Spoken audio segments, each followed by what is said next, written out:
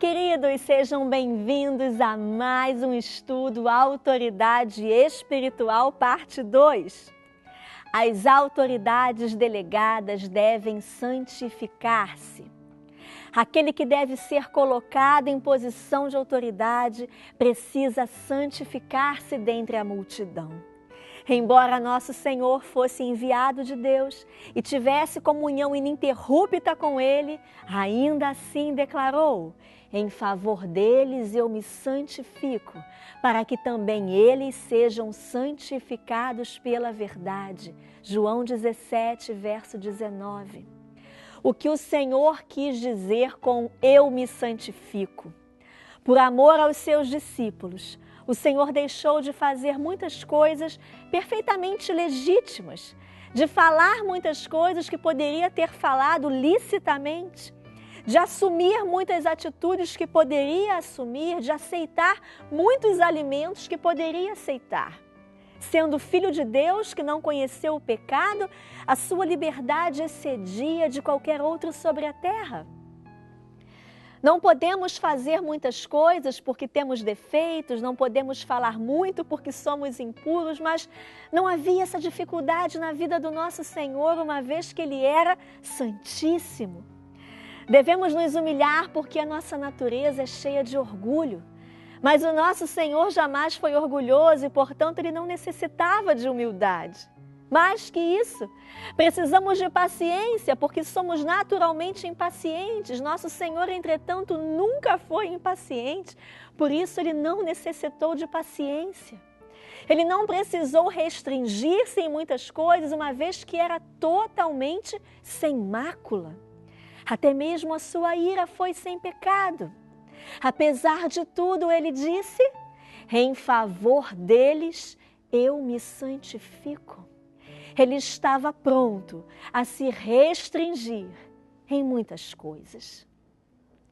A autoridade geralmente é sinônimo de solidão. Quando aprendemos a ficar em posição de autoridade, devemos nos santificar diante dos irmãos e das irmãs. Não podemos fazer nem dizer muitas coisas que nos são lícitas. Devemos ser santificados em palavras e em sentimentos. Segundo o nosso ponto de vista, assumimos determinadas atitudes, mas dentre os filhos de Deus, devemos ser santificados. Ser santificado é ser diferente dos outros. Não devemos fazer muitas coisas que são lícitas, nem proferir muitas palavras que podem ser ditas. Não é pretensão, entenda, mas restrição de Deus no Espírito. Só desse modo podemos nos constituir autoridade delegada por Deus. Aquele que se encontra em posição de autoridade representa a Deus em cada palavra, em cada gesto, em cada ação. Estar em posição de autoridade exige restrição. Isso significa que os outros podem fazer, mas você não pode. Outros podem falar, mas você não pode.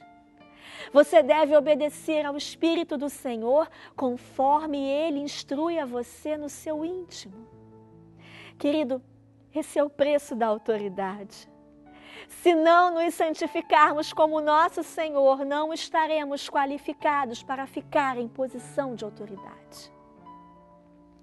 Estar em posição de autoridade exige restrição nas afeições. Levítico capítulo 10, versos 1 ao 7, registra o julgamento de Nadab e Abiú porque não se sujeitaram à autoridade do seu pai Arão. No mesmo dia em que o pai foi ungido, os 4 filhos de Arão também foram ungidos no santuário como sacerdotes. Não deveriam servir de forma individual, mas ajudar o pai no trabalho de Deus. Portanto, não tinham permissão de agir por conta própria. Sem a permissão do pai, seguindo os próprios pensamentos, eles ofereceram fogo estranho e, em consequência disso, foram consumidos pelo fogo. Nesse incidente, Deus nos revela que os que estão perto dele jamais devem ser negligentes. Para esses, há uma disciplina muito mais severa que aquela destinada ao povo em geral. O que Arão teve de fazer quando 2 de seus 4 filhos, Nadab e Abiú, morreram no mesmo dia. Ele tinha um relacionamento duplo aqui. Ele era sacerdote diante de Deus, mas também era o cabeça da sua família. Pode uma pessoa servir a Deus a ponto de esquecer o próprio filho? De acordo com o costume do povo de Israel, quando havia uma morte na família, os membros deveriam soltar os cabelos e rasgar as roupas. Mas nesse caso, Moisés ordenou que os corpos fossem levados para fora e proibiu Arão e seus 2 filhos remanescentes de seguir o costume. O lamento é um sentimento humano normal, perfeitamente legítimo. Mas para aqueles israelitas que serviam a Deus, isso lhes foi proibido, para que não morressem. Como isso era sério. Os que serviam a Deus eram julgados de maneira diferente dos israelitas comuns. O que todos os outros israelitas podiam fazer, eles não podiam. Um pai chorar seu filho e os irmãos chorarem seus irmãos eram coisas lícitas e naturais. Não obstante, aqueles que tinham o óleo santo sobre si deveriam se santificar. Isso não envolvia nenhum pecado, não. Mas nem tudo o que é legítimo, mesmo quando não há pecado, pode ser feito de modo indiscriminado. A questão não está relacionada com o pecado, querido, entenda, mas com a santificação. O oposto da santidade é o comum. Santidade quer dizer que os outros podem, mas eu não posso. O que outros irmãos podem fazer, aqueles que estão em posição de autoridade não podem. Até mesmo os afetos lícitos precisam ser colocados sob controle.